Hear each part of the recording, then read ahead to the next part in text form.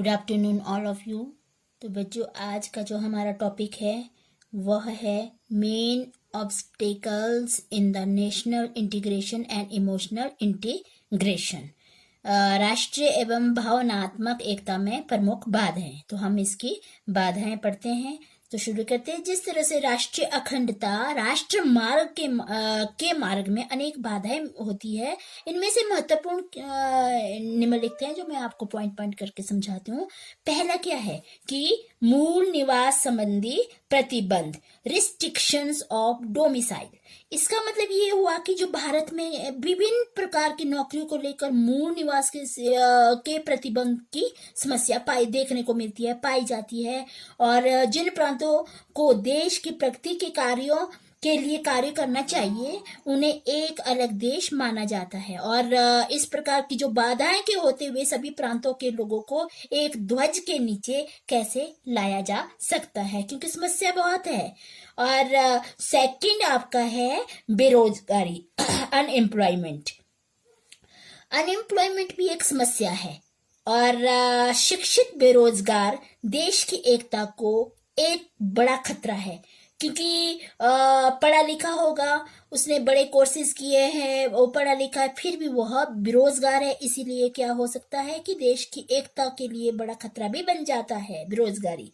तो बेरोजगारी में से द्वंद्व है और असंतोष है, ईर्ष्या है, या इन सब को ये जन्म देती है। एक जो ये कई बार क्या होता है, द्वंद्व युवा देश का सबसे बड़ा जो होता है बुरा शत्रु होता है। जिस तरह से बेरोजगार इंजीनियर भी होते हैं, शिक्षक स्नातक राष्ट्रीय अखंडता के लिए क्या है, एक बाधा है। तो बेरोजगारी भी एक बाधा है। थर्ड है शिक्षा दर्शन का अभाव, lake of vision of education. इसका मतलब ये हुआ कि हमारी जो शिक्षा प्रणाली है राष्ट्रीय जीवन से जुड़ी हुई नहीं है। इस प्रणाली ने हमारी जो आशाएं, आवश्यकता को पूरा नहीं किया है। इसमें दर्शन का अभाव है। जहां दर्शन नहीं होता है वहां लोग नष्ट हो जाते हैं। और हमारे देश क्या होता है, जो हमारे देश को ही यही नियति हुई है। यानी कहने का मतलब ये है कि जो हमारी शिक्षा प्रणाली में दर्शन का अभाव पाया जाता है। और यह प्रणाली देश को भी अपने साथ ही विनाश की ओर यह ले जाती है। अब जो फोर्थ पॉइंट आता है, विभिन्न भाषाएं, डिफरेंट लैंग्वेजेस। इसमें क्या होता है कि ये जो विभिन्न प्रकार की भाषाएं होती है, राष्ट्रीय एवं भावात्मक एकता के रास्ते में जो कौन आता है, विभिन्न भाषाएं भी एक बड़ी बाधा बनी हुई होती है।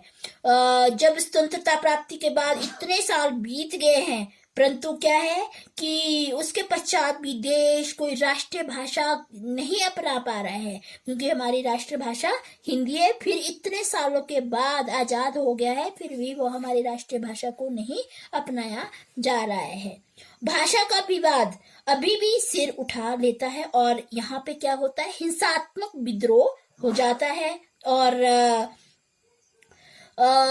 जिस तरह से अंग्रेजी का हर कहीं बहिष्कार करो, इस तरह से नारा भी लगाया जाता है। परंतु यदि हम राष्ट्रीय एकता चाहते हैं तो राष्ट्रीय भाषा का प्रश्न विशेष तौर पर हमें बल करना होगा। तो जो राष्ट्र को निश्चित ही एक राष्ट्रभाषा की आवश्यकता होती है, और तभी एकता के सूत्र में वह बंधा रहेगा। और ये एक समस्या भी बनी हुई है। तो मनोवैज्ञानिक, समाज वैज्ञानिक एवं मानव व्यवहार के विशेषज्ञों का यही विचार है कि जो राष्ट्रभाषा होती है वह राष्ट्रीय एकजुटता और अखंडता ला सकती है, और भिन्न भिन्न भाषाएं नहीं ला सकती है, क्योंकि जो हमारी राष्ट्रीय भाषा जो है वही एकजुटता और अखंडता ला सकती है। अब जो नेक्स्ट आता है वो आता है जातिवाद। जातिवाद भी एक समस्या बनी हुई है, कास्टिज्म, जातिवाद। तो ये फिफ्थ पॉइंट है, कास्टिज्म।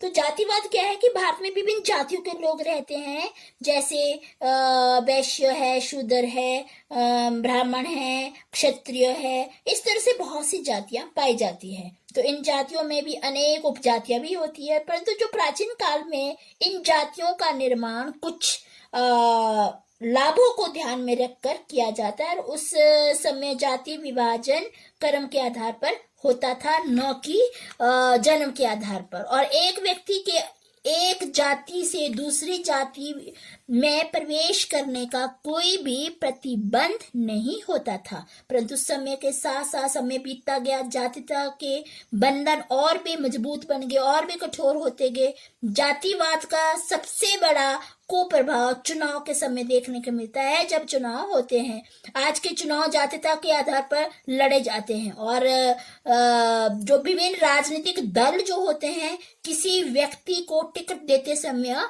क्या किया जाता है, इस बात का ध्यान रखते हैं कि उम्मीदवार उस जाति का हो जिस जाति के लोग उस विशेष क्षेत्र में अधिक मात्रा में रहते हो। तो क्या किया जाता है, तो भारत में अधिकतर लोग अशिक्षित भी है, क्योंकि उनको समझ नहीं होती है। अज्ञानवश के कारण वे राजनीतिक दलों के प्रचार का शिकार वह बन जाते हैं, उनके उसमें दलों में वो पड़ जाते हैं, उनके प्रचार की उसमें पड़ जाते हैं, झूठे वादे कह के वो उनके उसमें पड़ जाते हैं। तो जातिता की बुराई की सीमा तो इतनी अधिक हो गई है कि जो चुनाव में यदि किसी क्षेत्र में दो उम्मीदवार जो होते हैं एक ही जाति के होते हैं, तो भी लोग उनके गुणों की तुलना नहीं करते, बल्कि उनके गोत्र मिलाने शुरू कर देते हैं। तो इस तरह से ये जो जातिता होती है उसका प्रभाव भी देखने को मिलता है। उसके बाद आता है प्रांतीयतावाद, नेशनलिज्म।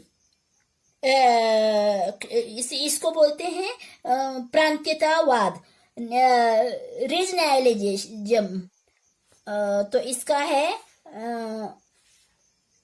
इसमें आता है कि राष्ट्रीय अखंडता के मार्ग में यह एक अन्य बाधा होता है प्रांतीयता को इसमें जो क्षेत्रवाद भी इसे कहा जाता है। तो क्षेत्रवाद भी एक प्रकार की प्रांतता का ही एक रूप होता है, यानी कहने का मतलब होता है रीजनलिज्म, यानी इसका मतलब होता है जो क्षेत्र के नाम से देश के विभिन्न भागों में प्राय हिंसक तनाव भड़कता ही रहता है। और वहां पे क्या होता है कि जो शैक्षिक समस्याओं में क्षेत्र के आधार पर प्रवेश दिया जाता है, तो जो जिस क्षेत्र का होगा उसके आधार पर वह प्रवेश दिया जाता है। और डोमिसाइल सर्टिफिकेट लाना इसका प्रमाण होता है। भारत में दो प्रांत, महाराष्ट्र तथा कर्नाटक, बेलगाम क्षेत्र के लिए सदा लड़ते रहते हैं, और क्षेत्रों के आधार पर बहुत से राज्यों में सेनाएं बन गई है, जैसे महाराष्ट्र में शिवसेना तथा असम में ललित सेना। महाराष्ट्र की शिवसेना की मांग है कि महाराष्ट्र से बाहरी लोगों को निकाल देना चाहिए। तो इस तरह से क्या है, ये प्रांतीयता का प्रभाव भी देखने को मिलता है। तो राष्ट्रीय अखंडता के मार्ग में यह एक अन्य बाधा है। भारत सरकार ने प्रशासनिक और अन्य सुविधाओं के लिए देश को 30 प्रांतों में भी विभाजित किया गया है, और परंतु हम फिर भी प्रांतों में परस्पर संघर्ष की स्थिति को देखते रहते हैं। तो ये था प्रांतीयतावाद। अब जो 7 पॉइंट है वह है विभिन्न धर्म और सांप्रदायिकता, डिफरेंट रिलीजन और कम्युनलिज्म। इसका मतलब ये हुआ कि जो राष्ट्रीय एकता के मार्ग में संप्रदायवाद एक क्या है, एक बाधा है। यानी भारत में विभिन्न संप्रदाय है, और यानी हिंदू, ईसाई, मुस्लिम आदि बहुत से धर्मों के लोग रहते हैं। देश के विभाजन ने हिंदुओं और मुसलमानों में क्या है, एक खाई भी पैदा कर दी है, और अनेक लोग क्या करते हैं, संप्रदायवाद के आधार पर ही कार्य करते हैं। वे देश की एकता और अखंडता को क्षति पहुंचाते रहते हैं। तो ये भी एक समस्या बनी हुई है। अब आता है 8 पॉइंट सामाजिक अंतर, सोशल डिफरेंसेस। इसमें आता है कि भारत में राष्ट्रीय एकता के लिए सामाजिक परिस्थितियां सदा उत्तरदायी रही है। ऊंची और कोई ऊंची जाति होती है, कोई निम्न जाति के लोग होते हैं, तो ऊंची और निम्न जाति में घृणा रहेगी तो राष्ट्रीय एकता कहाँ से होगी? यह असंभव ही है। तो राष्ट्रीय भावना की दिशा में जाति आधारित संघर्ष एक बड़ी बाधा है और जो युवा पीढ़ी के मन से इसे निकाल देना चाहिए। तो क्योंकि जब अंतर करेंगे, ऊंची जाति छोटी जातियों में अंतर करते रहते हैं, तो भी तो एक समस्या ही है। तो इससे क्या होता है कि इससे राष्ट्रीय एकता असंभव हो जाती है और इसको हमें जो युवा पीढ़ी है उसके मन से इस तरह से ये भावना बाहर निकाल देनी चाहिए, तभी प्रगति होगी। तो ये समस्या बनी हुई है। 9 है संकीर्ण राजनीति, नैरो पॉलिटिक्स। इसमें क्या होता है कि भारत में क्या है, भारत एक बहुदलीय प्रणाली है। यहाँ पे विभिन्न धर्म एवं व्यक्तिगत हितों के आधार पर ये दल बने रहते हैं। अपने स्वार्थों की पूर्ति के लिए इन दलों में देश में हर स्थान पर समस्याएं खड़ी की है इन दलों ने।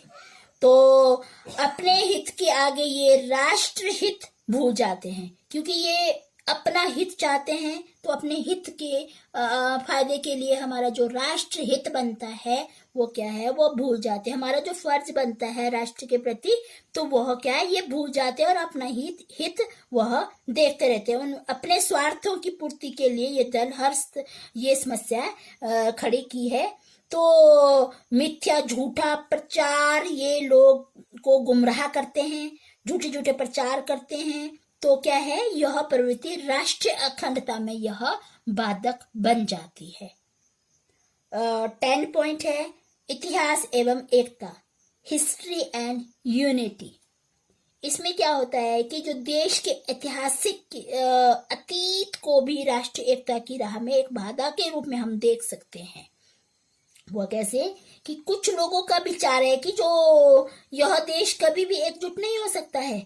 क्यों नहीं हो सकता? क्योंकि यहाँ पे विभिन्न नस्लों के, धर्मों के, समुदाय इत्यादि अस्तित्व में है और इस बाधा पर जीत प्राप्त करने के लिए एकता की एक गुप्त धारा पर बल देना पड़ेगा। और यह भी उपयोगी रहेगा कि जो देश को जरा से भी बाहरी खतरे का सामना करने पर यह एहसास देशवासियों को करवा देना चाहिए। यदि हम इस प्रकार बनते रहेंगे तो एक प्रकार फिर हम अपने जो पूर्वजों की भांति पतन की परत में गिर पड़ेंगे। जो हमारा इतिहास है, हमें इतिहास का उपयोग लोगों को यह शिक्षा देने में करना चाहिए कि जो आज भी एकता की भावना रखने में हम सुरक्षित रह सकेंगे। तो 11 पॉइंट है विभिन्न संस्कृतियां, डिफरेंट कल्चर। इसमें क्या होता है कि जो कुछ लोगों का कहना तो यहाँ ये भी है कि जो सांस्कृतिक भिन्नता के कारण हम एकता को प्राप्त नहीं कर पाते हैं, नहीं कर सक रहे हैं। वे सांस्कृतिक एकता को एक कल्पना मात्र मानते हुए हमें विश्वास नहीं रखते हैं। आज यही स्पष्ट हो जाता है कि जो इस धरती पर किसी की सांस्कृतिक एकता अवश्य है और जो इस एकता को सुदृढ़ करने और लोगों के मन में एक सांस्कृतिक से जुड़े होने का भाव पुष्ट करने की बहुत ज्यादा आवश्यकता है। अब आता है 12 पॉइंट सुयोग्य नेतृत्व का अभाव, लेक ऑफ गुड लीडरशिप। इसमें क्या होता है कि जो हमारे पास सुयोग्य नेता का अभाव है ये और जो अधिकतर नेता स्वार्थी एवं भ्रष्ट भी होते हैं। वे अपने ही फायदा चाहते हैं और वे अपने लिए काम करते हैं। वे राष्ट्र कल्याण के लिए नहीं सोचते हैं, वो सिर्फ अपना हित चाहते हैं।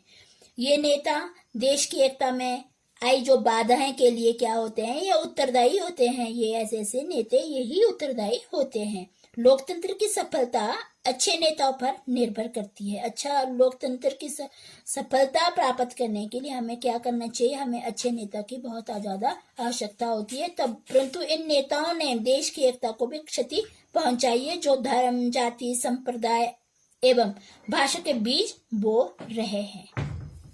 अब आता है आर्थिक अंतर, जो 13 पॉइंट है आर्थिक अंतर, इकोनॉमिक डिफरेंसेस।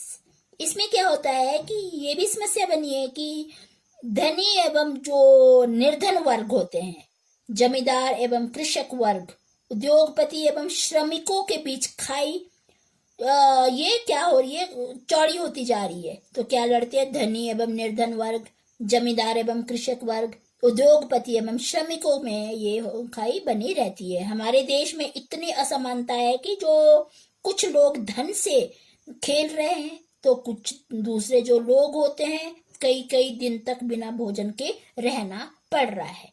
कई भूखे सो रहे हैं, कई के पास इतना धन है कि वह उसका गलत यूज कर रहा है और उस धन के साथ वह खेल रहे हैं। तो आर्थिक स्थिति का बुरा होना सदा राष्ट्र विरोधी तत्वों को प्रोत्साहित करता है। तो ये भी एक बाधा है।